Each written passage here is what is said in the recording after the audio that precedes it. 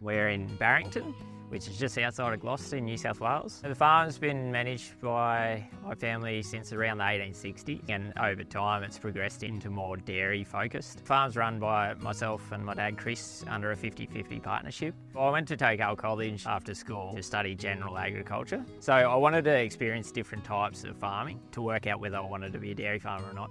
And I think over time I realised how diverse dairy farming is, from animal health to business planning to all the agronomy and pastures. So when I started here, it was a sole trader, and Dad and I was working on wages. We eventually structured it into a 50-50 partnership so that it was a bit more equitable between the two of us, and also in terms of that transition from farm ownership from my dad to myself and my wife. I've been really lucky that Dad's been very open to succession planning. Succession planning is really important in terms of managing farm business because it allows a longer term strategy, and it allows a focus on what they want to see for the future of the business. The sustainability and that custodianship of the land is really important to us on the farm. So how we run our business is through the triple bottom line of management, which is people, planet and profit. And if we can balance that as well as possible, then we should be able to be sustainable into the future. That means that when we're investing in our farm, we're always thinking about whether it's good for the people, so whether it maybe eases the burden on us, and whether it creates sort of value for people outside of our business. Is it also good for the environment? And is it good for profit?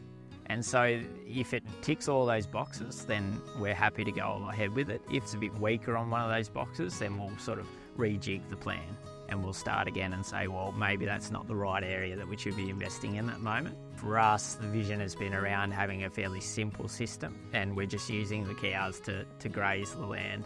We're keeping our pastures as productive as possible and just having a really healthy soil so that our plants are always growing and always utilising our moisture. And we've also gone into planting more deep-rooted species. And so any of the creek lines, any waterways, we're fencing cattle out of and then revegetating to native species. And it benefits us and the wider community because we're sequestering that carbon, we're creating biodiversity. Already now in the newer gullies, we're seeing heaps and heaps of birds and different animals and insects which have to be positively impacting our pastures as well. But we're also using modern, up-to-date, commercial-type management strategies on our pastures as well because it's a commercial farm. I suppose it does add an element of complexity, but we feel that the benefits far outweigh the work involved. Emissions and carbon on our farm, it is important to us, and it comes back to that triple bottom line as well. What's good for the environment, what's good for people. And we're not only thinking about us, we're thinking about other people. What do people expect from the dairy industry? And for us, we see clear signs that reducing emissions is important, and so we'll jump at the chance to be involved in any project. And the Australian Dairy Carbon Calculator has made it very easy for us to use existing data, which is captured in Dairy Base. And then through the DPI Carbon Project, we've also been able to map the problem areas. In the dairy, it's just about being water-wise and just using just the right amount of water for what we've got, having efficient cows that can turn that feed into milk.